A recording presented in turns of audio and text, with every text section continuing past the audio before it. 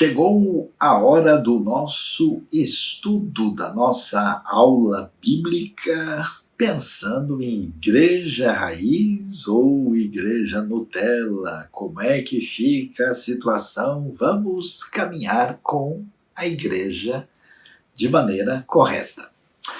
Esse é o nosso último estudo dessa pequena série sobre a realidade da igreja, e eu queria chamar a atenção aquilo que vamos encontrar na Bíblia, no começo do livro de Tiago. Por quê? Porque a gente tem muita coisa sobre eclesiologia em várias cartas do Novo Testamento. O interessante é de olhar o que acontece em Tiago, porque, digamos, ali nós temos uma primeira experiência da comunidade estabelecida de discípulos e seguidores de Jesus, com seus problemas e dificuldades. É a carta mais antiga do Novo Testamento, quando nós temos assim essa comunidade em formação.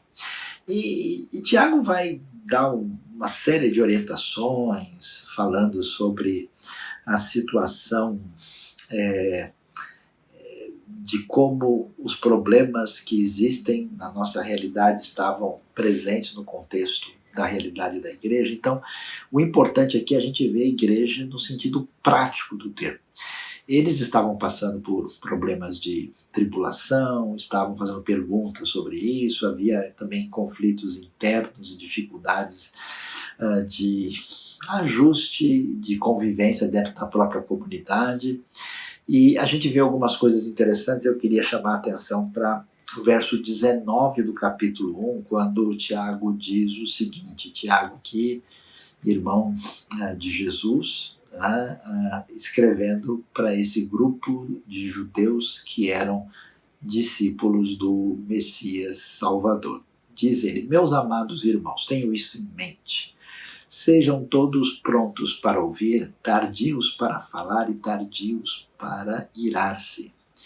Pois a ira do homem não produz a justiça de Deus. Portanto, livrem-se de toda impureza moral e da maldade que prevalece e aceitem humildemente a palavra implantada em vocês, a qual é poderosa para salvá-los. Então veja aqui, o enfoque de Tiago é que a comunidade dos seguidores de Jesus, a igreja raiz, assim, ela é a comunidade da ética, da vida prática, do comportamento adequado. Porque isso é uma coisa importante, porque é um desafio nos nossos dias. O que acontece muito na nossa realidade atual?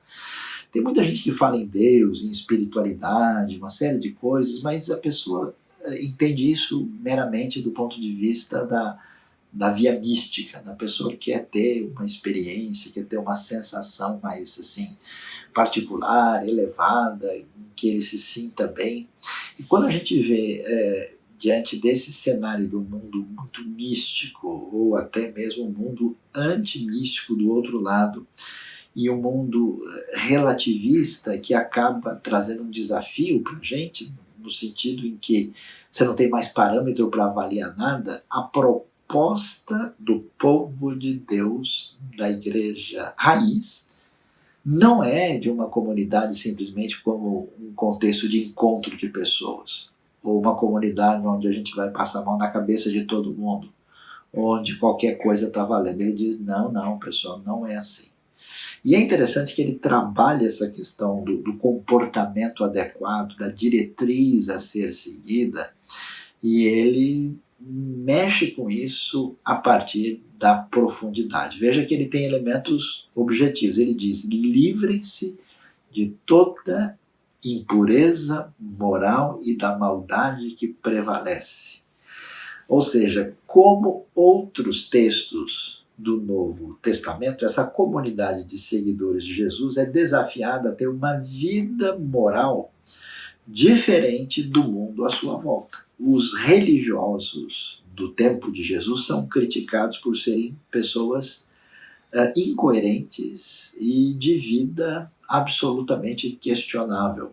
O mundo pagão greco-romano não tem referência de comportamento. Viviam muitas vezes em orgias, em posturas completamente inadequadas em relação à sua vida moral, no que diz respeito à família, à sexualidade, dos seus ambientes, tantas vezes até mesmo marcados por depravação e falta de qualquer referência. E é interessante que hoje no mundo relativista, muitas pessoas que têm uma visão diferente da proposta cristã têm hoje uma postura assim, digamos, até mesmo agressiva, né, de exigência, em que as pessoas concordem de maneira absoluta com uma visão de mundo relativista, onde não existe referência para nada. É muito complicado viver assim e não tem jeito, a pessoa acaba ficando num beco sem saída de um universo de contradição. E o que o texto diz? Olha, vocês, comunidade dos seguidores de Jesus, não é assim. Livrem-se de toda impureza moral. A vida licenciosa, a vida desprovida de referência desse mundo não serve. Livrem-se de toda maldade que prevalece, ou seja, igreja raiz é uma igreja que está sim preocupada com um comportamento em sintonia com a mensagem, a revelação da parte de Deus. Mas essa comunidade da fé, essas coisas acontecem em sintonia com outros elementos. Observem que ele diz que você deve ser pronto para ouvir e tardio para falar e para irar-se. Ou seja, ele está mostrando que a raiz do comportamento equivocado, quer dizer, o comportamento ético, o moral equivocado, ele não surge do nada, ele está ligado com um problema mais profundo, que tem a ver com o nosso coração, nossos sentimentos, a nossa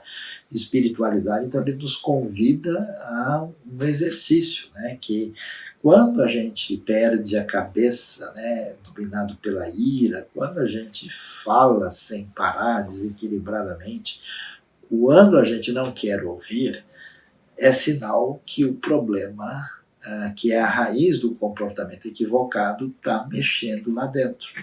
Portanto, é necessário aqui, né, olha lá adiante, né, como o texto é espetacular, aceitar humildemente a palavra implantada em vocês, que é poderosa para salvá-los. Ou seja, nós precisamos ter nossa vida, o nosso coração nutrido espiritualmente de maneira humilde, aí com a palavra divina, a orientação divina, para que, fortalecidos pelo ouvir e esse controle do espírito, a gente tenha um comportamento moral, ético adequado. Nós não podemos, como comunidade do povo de Deus, aceitar a proposta relativista dos dias de hoje, onde meio que qualquer coisa tem valor e tem explicação e a gente perde a diferença em relação à vida daqueles que não entendem a realidade do que significa a relação com Deus. Ao mesmo tempo que temos aqui a comunidade da ética, igreja raiz também é a comunidade da verdade. Por isso, olhando ainda a sequência de Tiago, no verso 22, ele diz que todos devem ser praticantes da palavra. E ele vai falar dessa realidade, né, que a pessoa que ouve a palavra não põe em prática, é como quem olha no espelho e depois esquece da sua própria aparência. E aí ele vai fazer um arrazoado teológico. Olha que coisa interessante, né? Como toda essa comunidade de seguidores é de contexto judaico e eles conhecem a diretriz de Deus, que é a sua lei, Tiago vai falar dessa revelação completa da parte de Deus em Cristo e vai dizer no verso 25, o homem que observa atentamente a lei perfeita, né? Quer dizer, a lei na sua plenitude apresentada na conexão aqui com a chegada da mensagem do Evangelho, e aqui o Evangelho é chamado de lei perfeita, né? Chamado de lei da liberdade, e entendido corretamente aqui na NVI, a lei que traz a liberdade e persevera na prática dessa lei, não esquece aquilo que ouviu e pratica, será feliz naquilo que fizer. Ou seja, ainda que Tiago não esteja discutindo detalhes sobre o ser de Deus, não esteja discutindo cristologia mais elaborada, ele se preocupa em ensinar o conceito correto teológico que dirige a vida. A igreja raiz é a comunidade da verdade. Por que o comportamento está fora do lugar? Por que, que a prática está dissociada? Porque o entendimento é indevido. E aí ele associa, né, o ensino com a questão da prática e vai mostrar que, olha, pessoal, vocês estão vendo a lei? Pois é, entendam agora que com a revelação do Messias chegou, você tem a lei na sua perfeição. Essa lei não é só, como alguns religiosos dizem, uma circunscrição onde a gente se autolimita como uma obediência irrefletida em relação ao mandamento. Não.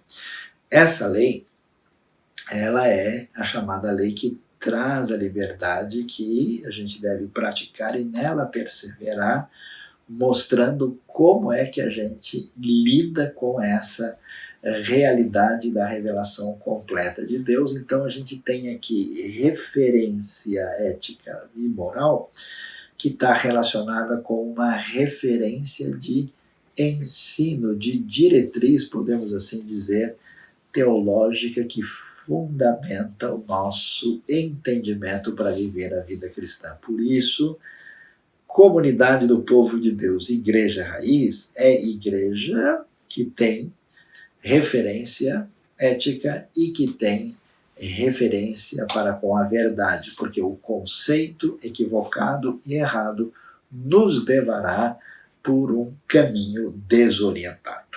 Agora, a sequência de Tiago chama a atenção, porque ele continua no verso 26, né, e aí a gente não percebe à primeira vista, mas vai ver como tudo está interligado. Né? Ele diz assim, se alguém se considera religioso, mas não refreia a sua língua, engana-se a si mesmo.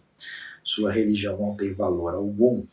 A religião que Deus, o nosso Pai, aceita como pura e imaculada é esta: cuidar dos órfãos e das viúvas em suas dificuldades e não se deixar corromper pelo mundo.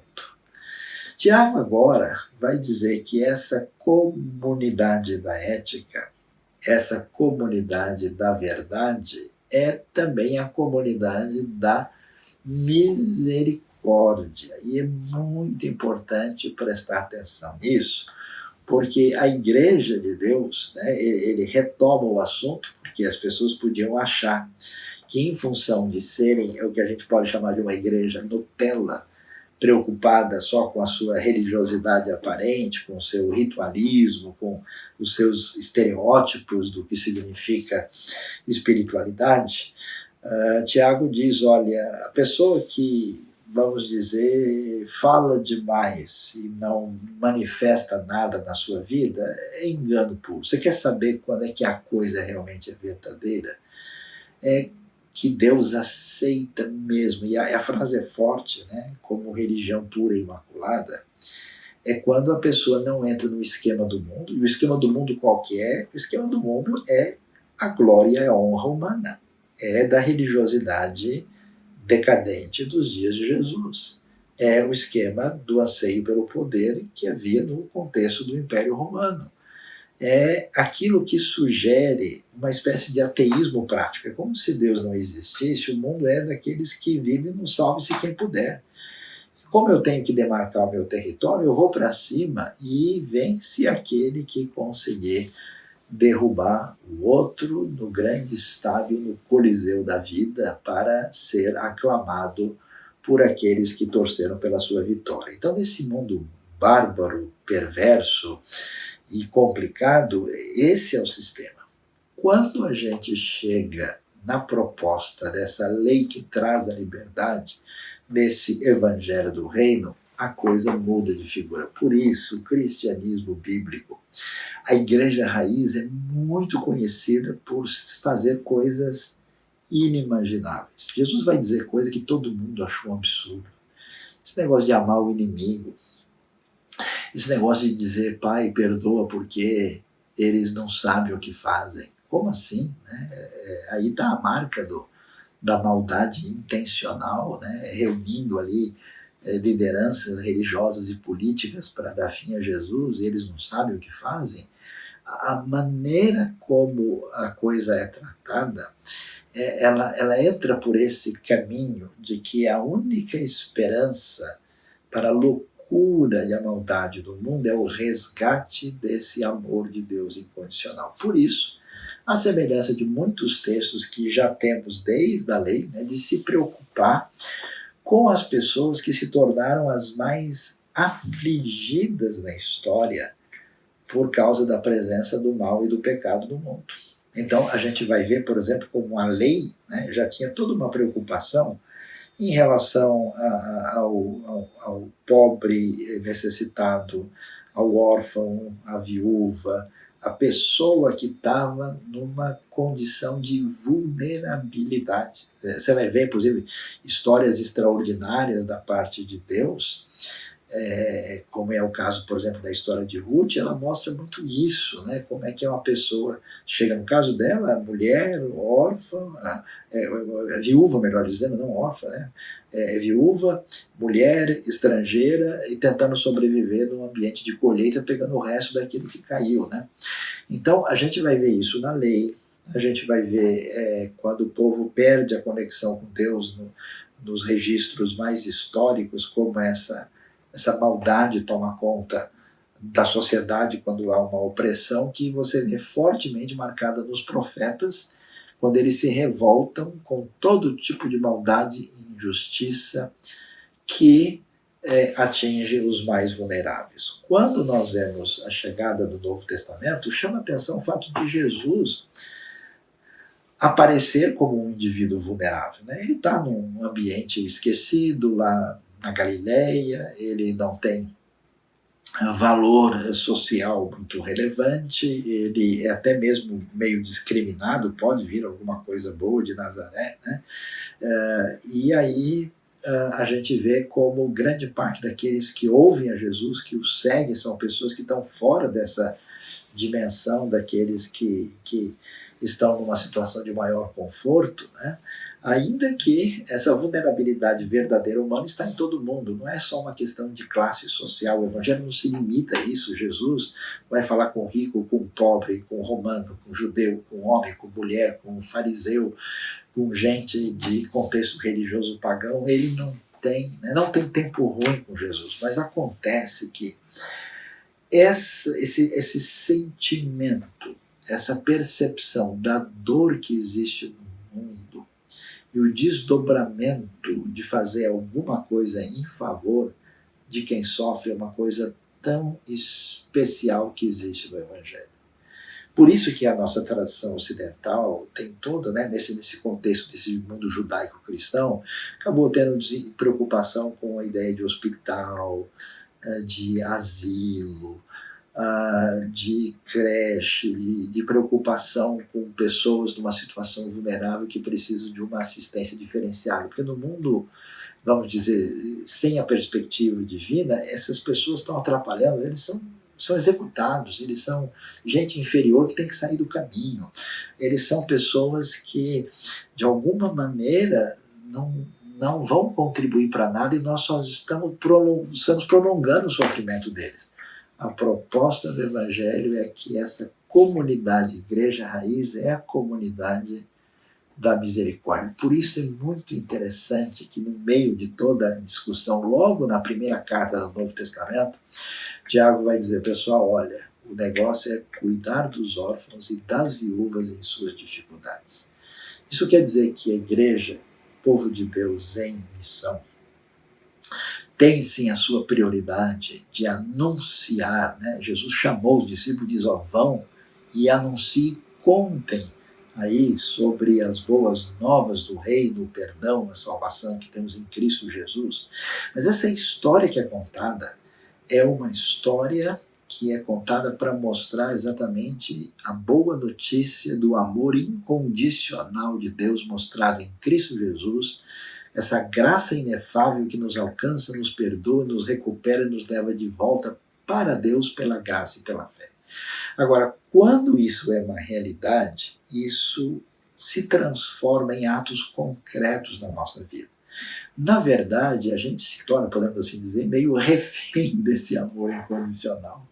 É um santo aprisionamento libertador do nosso coração que nos leva a sentir a dor do mundo e agir com misericórdia. Por isso o povo de Deus é chamado. Não porque eles vão ganhar ponto diante de Deus, não porque eles vão merecer qualquer coisa, não porque eles estão sendo pessoas especiais, não, eles veem o sofrimento e a dor e eles se preocupam com os vulneráveis, mostrando aquilo que é muito forte nos livros de Lucas, né, tanto em Lucas como em Atos, mostrando esse amor diferenciado da parte de Deus. Então o que acontece? Sim, nós precisamos, como povo de Deus, ser encaminhados na direção de uma missão que presta atenção às pessoas desesperadas que perderam o sentido da vida e que estão dispostos a tirar a sua vida. A igreja precisa ter gente que vai ser aquela força para segurar a pessoa e devolver a esperança por um aconselhamento sadio e mostrando a maravilha do Evangelho. A gente precisa ser caminho de graça especial para as pessoas que estão numa situação de vulnerabilidade mesmo econômica. Às vezes tem gente que não consegue nem comer, que não tem alimento, e a gente pode pensar, mas isso é culpa da pessoa. Tudo bem que seja culpa da pessoa. O que aconteceu de errado na minha vida também, em grande parte, é culpa minha. Assim como na sua, de outras pessoas, se a gente for resolver ajudar só quem não tem nenhum tipo de erro, a gente não ajuda nem a gente mesmo. Então, numa situação de muita miséria, quando há um sofrimento intenso, o povo de Deus precisa ser mobilizado para fazer diferença, mostrando essa graça concreta que se traduz numa linguagem que nos abre a porta para mostrar por que é que Deus mexeu com o nosso coração e nos encheu de amor. Pessoas com dificuldades, vulneráveis no seu sentido de saúde mental, pessoas em idade avançada que acabam não tendo nenhuma condição de desdobramento do desfecho da sua vida de modo digno, pessoas em situação de vulnerabilidade por enfermidades que são terríveis. Durante um bom tempo na minha vida eu visitei gente em hospital que não podia levantar da cama, não podia nem respirar direito, e eu olhava para aquilo, olhava para a minha vida, Deus, eu preciso muito ser grato a Ti e que o Senhor me ajude a não me atrapalhar a mim mesmo de modo a Te servir de uma maneira muito especial. Portanto, nós somos convocados a mostrar essa graça, esse amor diferenciado em função da vulnerabilidade para mostrar o que significa amor incondicional da parte de Deus. Comunidade da ética, comunidade da verdade, comunidade da misericórdia. E falando de maneira prática, eu queria hoje apresentar para vocês um dos projetos nos quais a IBNU está envolvida. A IBNU está envolvida em São Paulo, no Brasil, em vários ambientes diferentes, em vários lugares do mundo, onde o seu enfoque de missão, às vezes com perfil humanitário e fazendo diferença na vida das pessoas. Eu queria que a gente conhecesse um pouco o que é ter pessoas que precisam de uma assessoria diferenciada, e hoje você vai conhecer através do nosso querido amigo e pastor também na IBNU, o pastor Manuel de Jesus Té, o que é o trabalho com os autistas, aqueles que têm um perfil diferente na sua construção psicológica e que têm recebido um apoio de nossa parte. E o meu desejo aqui é dizer isso para a gente multiplicar. Você que faz parte da nossa comunidade, que está junto com a gente, você pode servir de ponte, você pode servir de alguém que mobiliza recursos, você pode mobilizar pessoas para que a grande dor do mundo em diversos lugares, nós temos vários projetos que estão de alguma maneira sendo apoiados, a gente esteja juntos como essa comunidade da ética, da verdade, da misericórdia, e a gente tem chance de pegar aí os órfãos e viúvas do mundo de alguma maneira fazer diferença na vida deles. Então conheça hoje o projeto ligado ao autismo e se intere de outros projetos que nós temos também e se envolva de alguma forma para fazer diferença no reino de Deus. Né? Deus abençoe a sua vida, abençoe o seu coração e lembre-se que igreja não é simplesmente uma referência abstrata, não é simplesmente um encontro social de pessoas que têm o mesmo perfil socio-religioso, ela é a comunidade do povo de Deus chamado para a missão, para fazer diferença no mundo. Nós não temos uma igreja, nós somos uma igreja. Igreja essa marcada principalmente pelo amor e pela graça de Deus e pela misericórdia decorrente daquilo que o Senhor nos deixou, por aquilo que Ele fez por nós, perdoando-nos e dando-nos vida eterna em Cristo Jesus. Fique ligado, preste atenção no que temos aí sobre o projeto do autismo. Ouvintes da Igreja Batista Nações Unidas, estamos começando uma transmissão para falar sobre um dos serviços que a Igreja Batista Nações Unidas presta para a sociedade. Nós temos missionários no sertão do Brasil, nós temos missionários em vários países e o pastor Saião costuma viajar para conhecer esses locais. Mas eu quero falar sobre um serviço que a Igreja Batista Nações Unidas presta para a sociedade que poucos conhecem.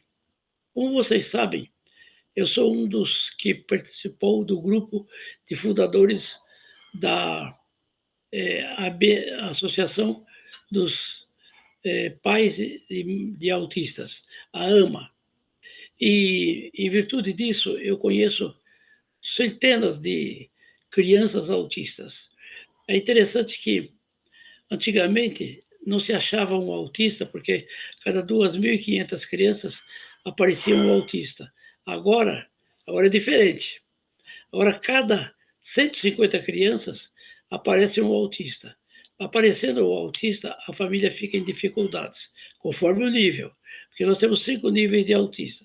Nós temos o autista de Asperger, que é muito inteligente, mas vive no mundo dele. Ele se interessa por algumas coisas e fica fixo nisso daí. E a IBNU nos ajuda a entrarmos em contato com eles. Já demos 3 cursos de cuidadores de autistas na Faculdade Teológica Batista de São Paulo, onde nós temos um ótimo relacionamento. E também temos mais de 200 endereços de autistas com quem a gente mantém comunicação para ir orientando e sendo orientados também. É muito interessante nós notarmos que o autismo tem esse nome, mas ele deveria ser autista, porque cada autista é diferente do outro. Nunca são iguais absolutamente. É certo que tem alguns traços idênticos entre si, como manifestação da enfermidade, mas isso não é completamente repetitivo em todos os casos. Uns têm uma coisa, outros têm outra coisa.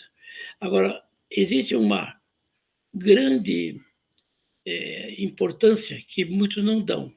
A família do autista tem que estar colaborando, tem que estar engajada no trabalho de restauração do autista. Nós contamos com a ajuda de um grande médico que é doutorado em autismo na Califórnia, nos Estados Unidos, o Dr. Raymond Rosenberg.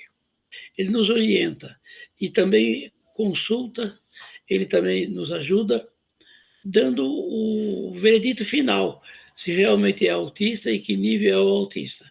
Aí ele começa a orientar a família, porque só uma pessoa é pouca coisa. É claro que tem a mãe, ou o pai, ou algum irmão, alguma avó, que fica bem mais ligada com o autista.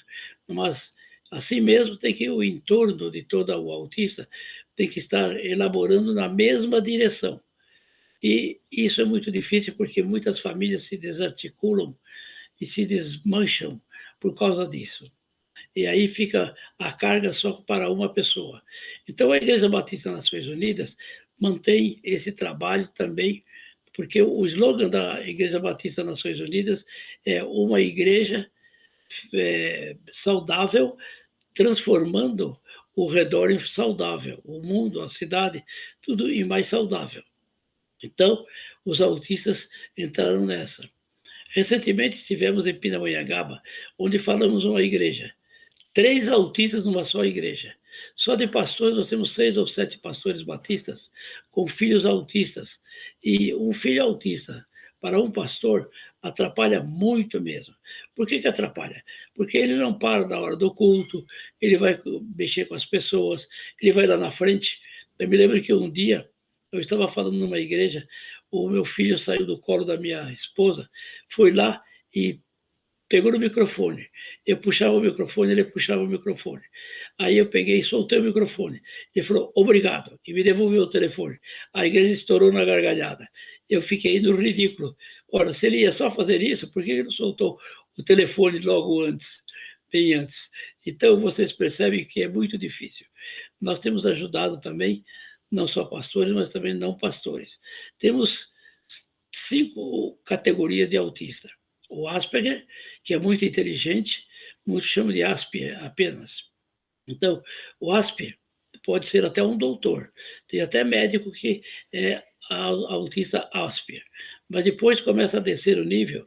Quando chega no último nível, não dá nem para imaginar a criança ficar em casa. Ela tem que ser internada. Recentemente visitei uma internação. Lá chegando, ouvi o nome e perguntei o que acontecia com o rapaz. Ele falou, ele é cego. Mas ele nunca foi cego, pois eu conheci ele desde pequenino. Ele falou, ele teve uma crise de nervos e arrancou os olhos. Vocês imaginem como é de uma gravidade, de uma alta tensão sobre a família, o autismo de alguma criança. Então, pela Igreja Batista Nações Unidas, nós exercemos esse ministério de visitação. Recentemente, uma organização fundou no Capão Redondo uma clínica de internação de autistas e de mongol, Down. E eles têm profissionais. Nós temos lutado para que as igrejas batistas que tenham um patrimônio razoável, que fica fechado durante a semana, eles formarem uma equipe, porque às vezes na própria igreja tem fono, psicólogo, etc. Formarem um grupo para auxiliar e apanhar as crianças da vizinhança e tratar os autistas da vizinhança durante meio período, durante os dias da semana que a igreja fica fechada. Então, treina-se voluntários da própria igreja, é um trabalho maravilhoso esse realizado. Então, nós contamos também com a ajuda do Dr. Raimundo Rosenberg, e isso nos ajuda bastante. Nós queremos comunicar esse serviço da Igreja Batista Nações Unidas, perdão, porque a Igreja Batista Nações Unidas, ela tem muitos serviços prestando por vários lugares, Paraguai, sertão do Brasil, um missionário chamado Zé da Água, onde ele é especialista em extrair água do Nordeste e ajudar as famílias. Então, dentre esses muitos serviços, tem o serviço de auxílio aos autistas. O pastor Luiz Saião entende muito do assunto, porque ele esteve perto de nós quando nós fundamos a AMA. E agora, por incrível que pareça, ele tem um Asperger em casa, mas ele já era treinado, não teve dificuldade alguma. Então, o que é importante é nós não só lidarmos com o autista, mas também tratarmos da família do autista. Então, sabendo alguma coisa, comunique-se com o telefone da Igreja Batista Nações Unidas. Nós temos um site. Nesse site está inserido uma palestra do Dr. Raimundo Rosenberg, foi espetacular. Os pais de autistas que estavam lá entre nós aplaudiram calorosamente, porque ele não só explicou o que era autismo, como ele também deu uma aula de como se dá uma aula. Então foi muito satisfatório, foi maravilhoso esse encontro. Nós queremos continuar sabendo de alguém que é autista, comunique-se com a Igreja Batista Nações Unidas. Você clica lá na internet e você já acha todas as informações sobre a Igreja Batista Nações Unidas. Que Deus os abençoe e nós temos muita alegria de afirmar que estamos ajudando muitas famílias através da Igreja Batista Nações Unidas, a família de autistas, e entendendo mais ou menos de todo o nível do autismo, tendo um filho com 49 anos autista, que era grave, mas graças a Deus foi melhorando. Hoje ele sai, passeia, anda sozinho pela cidade e ainda sabe escrever, porque se autoalfabetizou. Nunca ensinamos. E também aprendeu a profissão de tapeceiro de automóvel, onde ele trabalhou 12 anos numa delas, e quando resolvemos tirá-lo, a tapeçaria quebrou. Por quê? Porque o que o autista faz, ele faz melhor do que qualquer pessoa aquilo que ele aprendeu a fazer. Então vocês veem que há um futuro, há muita coisa que se pode fazer. Que Deus os abençoe. Estamos às ordens de vocês, viu? Quero agradecer muito ao pastor Manuel Té pela a sua palavra e agradecemos o seu envolvimento. Ele também está envolvido com o projeto da Cristolândia, com o nosso irmão Josias, ajudando gente que está ali no processo de recuperação espiritual, emocional e física também. E nós temos tido aí um histórico de solidariedade. Obrigado, pastor Té, obrigado esse irmão que tem sido uma bênção já, com uma boa caminhada no seu ministério ainda hoje, fazendo diferença no reino de Deus. Uma alegria, uma honra ter o pastor Té com a gente. E agora queremos deixar um desafio para você. Esteja sintonizado com a gente, esteja multiplicando aquilo que você vê que pode ajudar outras pessoas a partir do que temos aí nas nossas redes, e contribua também para os projetos que a IBNU tem a oferecer. Deus abençoe, tenha uma semana especial debaixo da graça de Deus. Você foi abençoado por esse vídeo, por esta mensagem? Inscreva-se no canal, aperte o sininho e você ficará sabendo das novas mensagens e reflexões da IBNU.